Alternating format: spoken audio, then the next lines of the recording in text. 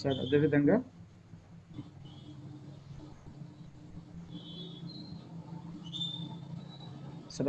ఇంకొక ప్రశ్న కూడా అయితే ఈ మధ్య దాదాపుగా ఒక 20-30 మంది కాల్స్ చేసి అడిగారు సార్. ఏంటంటే క్రైస్తవులు విడాకులు తీసుకోవచ్చా?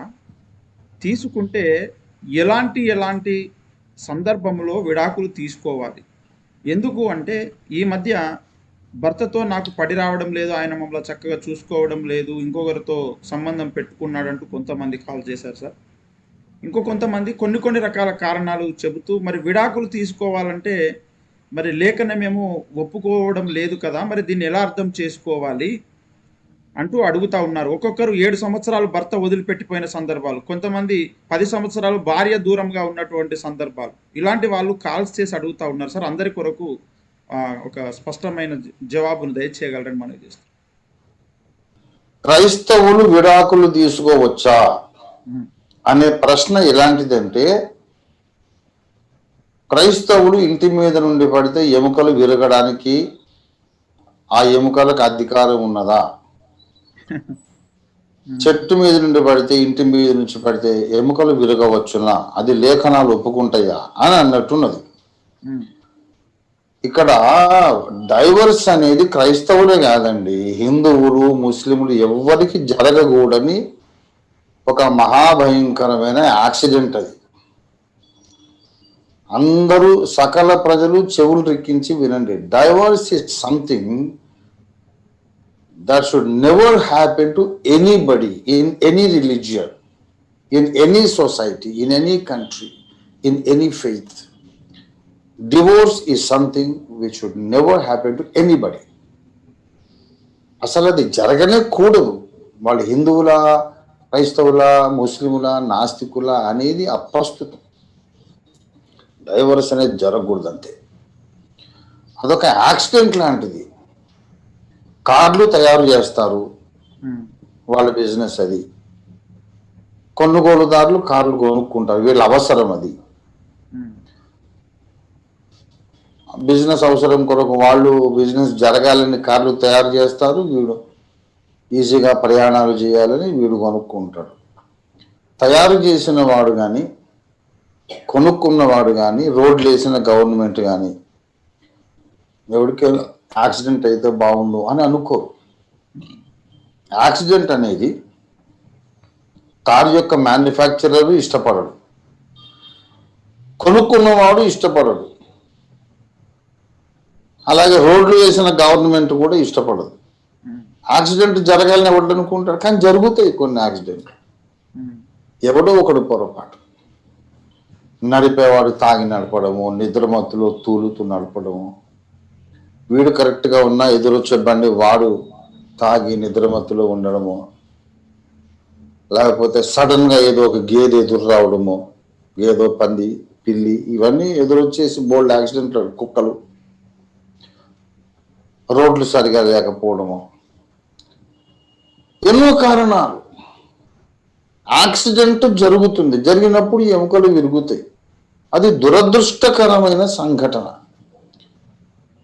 కారు కొన్నప్పుడు వాడు అనుకోలేదు, యాక్సిడెంట్ జరుగుతుందని అనుకోలేదు, ఊహించలేదు, కోరుకోలేదు.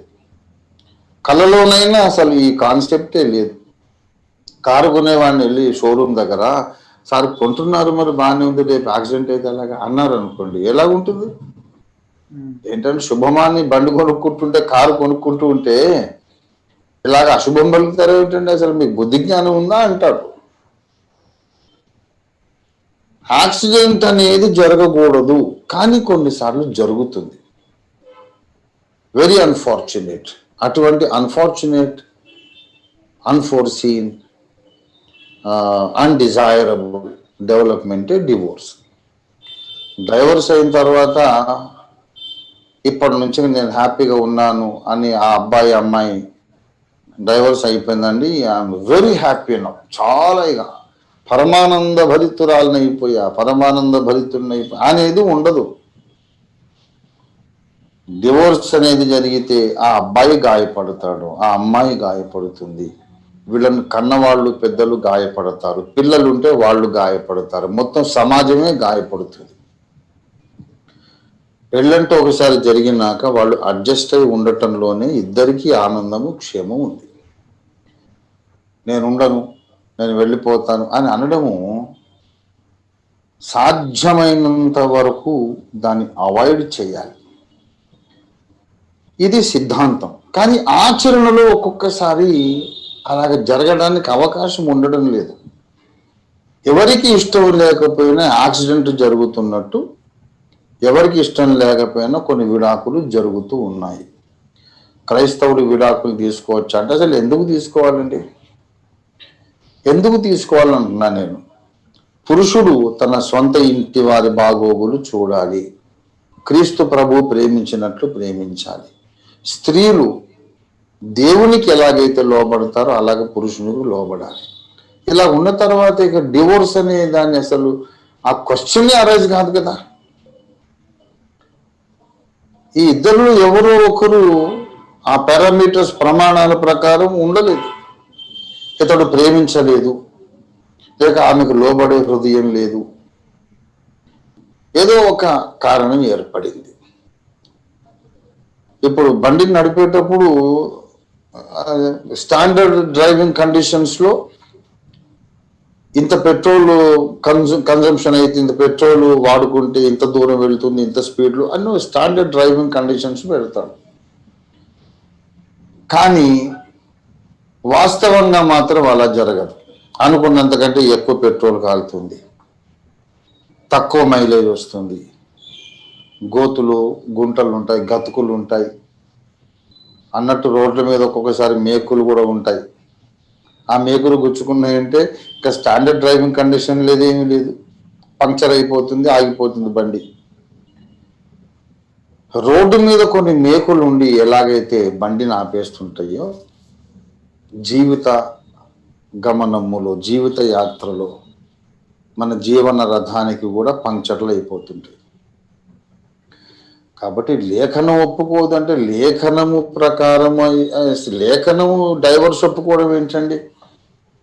భార్య లోబడకపోవడానికే లేఖనం ఒప్పుకోదు. అసలు భర్త ప్రేమించకుండా ఉండటానికే లేఖనం ఒప్పుకోదు.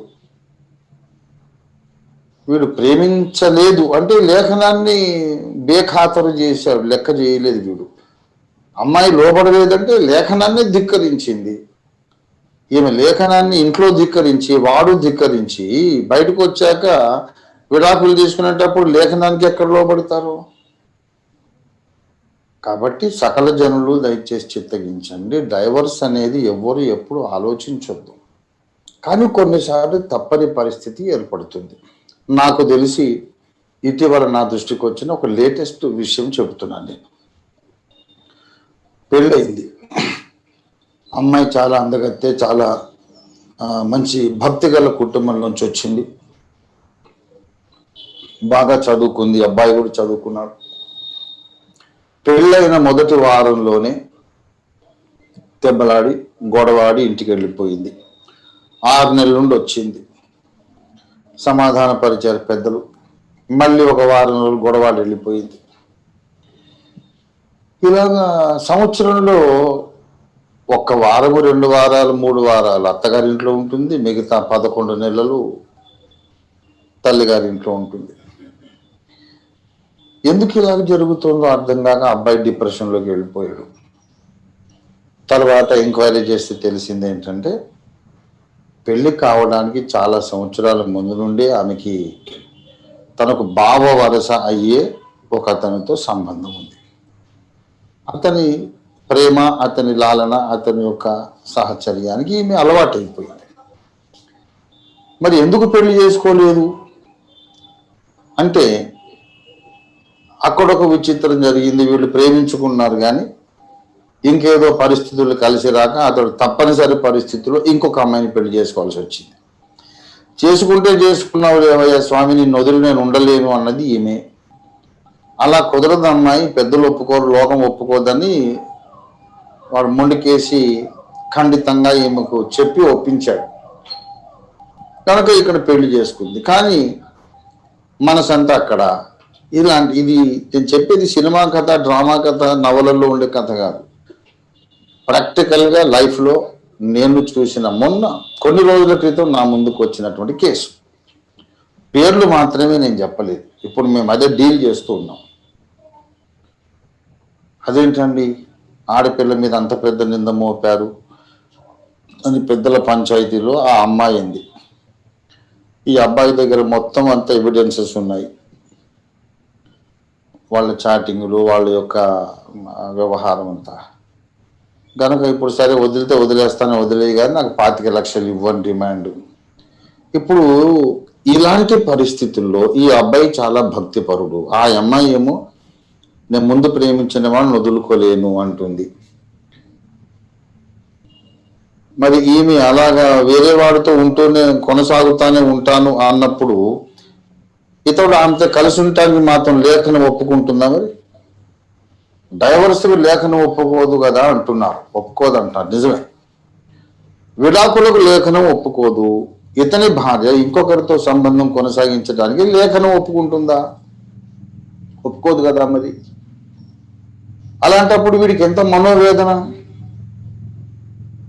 గనక మరి నన్ను వదిలేసనే వెళ్ళిపోమ్మా, నువ్వు చాలా మంచిదానం అనుకొని చేసుకున్నాను, నా జీవితాన్ని ఇలాగా అగ్నిగుండంలో పడేసినట్టు పడేసావు, నువ్వు ఎందుకు ఇలా చేసావు, నన్ను వదిలేసి అంటే అలాగే వదులుతాను, నాకు 25 లక్షలు ఇవ్వాలి. ఇప్పుడు నడుస్తూ ఉన్నటువంటి ఏమంటారు పంచాయతీ ఇది. గనక ఇంకా ఇటువంటివి నేను 1000 రకాలు చెప్తాను మీకు. ఎన్నో రకరకాల విభిన్నమైనటువంటి చిత్ర పరిస్థితులు. ఇలాంటివి ఎందుకు జరుగుతాయి అంటే కాపురం కొనసాగటం ఇష్టము లేని దుష్టుని పరిపాలనలో ఈ లోకం బ్రతుకుతుంది. కుటుంబ వ్యవస్థను కట్టినవాడు సృష్టికర్త అయిన దేవుడు. గనక దేవుణ్ణి ద్వేషించే సాతాను ఈ లోకాన్ని పరిపాలిస్తున్నాడు. దేవ విరోధి ఒక అధికారి. కుటుంబాన్ని దేవుడు కట్టాడు కనుక కుటుంబం కొనసాగటం సైతానికి ఇష్టం లేదు. గనక కట్టబడ్డ ప్రతి కుటుంబాన్ని కూలద్రోయటానికి సైతాన్ ఎప్పుడు ప్రయత్నం చేస్తూనే ఉంటాడు. ఎవరైనా కొంచెం లూజు, కొంచెం ఏదైనా వెసులు పాటిస్తే వాడు దూరుతాడు. అక్రమ సంబంధాలను బట్టి, లేకపోతే అసమర్థతను బట్టి, పోషించలేకుండా శారీరకమైన బలహీనత, దౌర్బల్యం, దురలవాట్లు, అనుమాన పిశాచం, ఎన్నో రకాలుగా ఇంపాసిబుల్ టు కంటిన్యూ టుగెదర్ అనే పరిస్థితులు వస్తాయి. నేను చెబుతున్నా, ఎవరు కూడా విడాకులు సరదాకు తీసుకోకూడదని కాదు నేను చెప్పేది. విడాకులు సరదాకు ఎవ్వరూ తీసుకోరు. అదేం తమలపాకులు కాదు సరదాకి తీసుకోవటానికి. ఇంకా తప్పనిసరి, ఇంకా తప్పదండి, నా వల్ల కాదు, it is beyond my power to bear anymore, I cannot take it anymore, నేను అసలు ఇంకొక క్షణమైనా ఈ మనిషితో నేను కొనసాగితే నాకు పిచ్చి పట్టడమో, నాకు గుండాగి చచ్చిపోవడమో ఏదో జరుగుతుంది ఇంకా అనుకున్నంత క్యాంట్ బట్ సిచ్యువేషన్కి వస్తేనే ఎవరైనా విడాకులు అనేది తీసుకుంటారు. ఒక్కోసారి వాళ్ళది ఊహాజనితమైనటువంటి క్యాంట్ బట్ సిచ్యువేషన్ ఉండొచ్చు. యాక్చువల్గా అంత సివియర్గా, అంత తీవ్రంగా లేదు పరిస్థితి, కానీ ఆ అమ్మాయి అలా ఊహించుకుంది. అది సైతాన్ ప్రభావమే. యాక్చువల్గా ఆ అమ్మాయి అటువంటిది కాదు, వీడు ఊహించుకున్నాడు, ఇది సైతాను ప్రభావమే. కాపురం కూలిపోయిందంటే అందులో సైతాను ప్రమేయం ఉన్నది, డెఫినెట్గా నేను చెప్తున్నాను.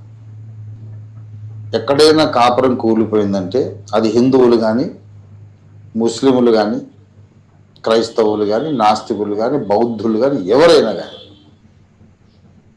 కాపురం కూలిపోయిందంటే ఈ లోకాధిపతి అయిన సాతాను యొక్క దాడి, సాతాను జోక్యం, సాతాను ప్రమేయం ఉంటేనే కాపురం కూలిపోతుంది.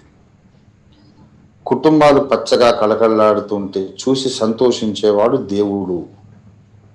కుటుంబాలు కళకళలాడుతూ కొనసాగితే చూసి కళ్ళల్లో నిప్పులు పోసుకునేవాడు సైతాను ఉన్నాడు. వాడు కుటుంబాలు కూలగొడుతూ ఉన్నాడు. మీరు సహకరించకండి. స్త్రీలు, పురుషులు కాపురాలు కూల్చే సాతానుకు మీరు కోఆపరేట్ చేయకుండా ఉండాలంటే ప్రతి పురుషుడు క్రీస్తు ప్రేమించినట్టు తన భార్యను ప్రేమించాలి. ప్రతి స్త్రీ కూడా దేవునికే లోబడ్డట్టు భర్తకు లోబడాలి. దయచేసి అలాగా ఒకళ్ళకొకళ్ళు అనుకూలంగా ఉండి దుష్టుడికి చోటు ఇవ్వకుండా ఉంటే ఇల్లు స్వర్గం అయిపోతుంది.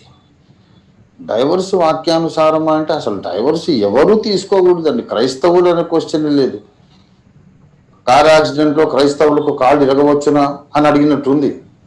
కాళ్ళు విరగకూడదు, యాక్సిడెంట్ కాకూడదు అసలు, క్రైస్తవుడైనా హిందువైనా. కానీ అన్ఫార్చునేట్లీ ఆ అవాంఛనీయమైనటువంటి దుర్ఘటనలు జరుగుతున్నాయి. దాన్ని బట్టి మనము బాధపడడం తప్ప ఏం చేయలేం.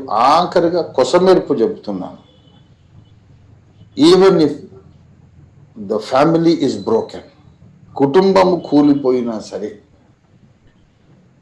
ఆ కూలిపోయిన ఆ స్థితి నుండి కూడా దేవుడు ఈ ప్రపంచానికి ఒక ఆశీర్వాదాన్ని ఇవ్వగలడు. So many soldiers of Christ were born out of broken families. ఎంతో మంది క్రీస్తు సైనికులు, సత్యము కొరకైన సైనికులు కూలిపోయిన కుటుంబాల్లో నుంచే పుట్టారు. టేక్ ఇట్ ఫ్రమ్ మీ. ప్రపంచ చరిత్ర సారాంశం చెబుతున్న మీకు నేను. కుటుంబం కూలిపోయిన తర్వాత ఆ సహోదరి ఒక గొప్ప క్రీస్తు సైనికురాలైంది. ఆ సహోదరుడు ఒక బలమైన క్రీస్తు యోధుడయ్యాడు. వారి బిడ్డలు బలమైన సైనికులు అయ్యారు. Of course, broken families are a tragedy. కుప్పగూలిపోయిన కుటుంబాలు పెద్ద tragedy, biggest tragedy in human society. ఆ బిగ్గెస్ట్ ట్రాజడీలో నుండి బిగ్గెస్ట్ బ్లెస్సింగ్, గ్రేటెస్ట్ బ్లెస్సింగ్ దేవుడు ఇవ్వగలడు, ఇవ్వగలుగుతున్నాడు. అదే దేవుని గొప్పతనం, దేవునికి మహిమ కలుగును కాక. అది విషయం పాస్టర్ మార్క్ బాబు గారు. Okay sir, thank you so much sir. Yatharthavadi TV ఈ యూట్యూబ్ ఛానల్ను తప్పకుండా మీరు సబ్స్క్రైబ్ చేయండి, లైక్ చేయండి. అక్కడ ఉన్నటువంటి ఆ బెల్ ఐకాన్ని మీరు ప్రెస్ చేయండి. అప్లోడ్ అవుతున్నటువంటి ఈ యొక్క విశేషమైనటువంటి ప్రాముఖ్యత కలిగిన, సమకాలీన ప్రాధాన్యత కలిగినటువంటి అనేక సందేశాలు వెంటనే మీకు నోటిఫికేషన్ వస్తుంది. So without fail please like and subscribe the Yatharthavadi TV YouTube channel. God bless you.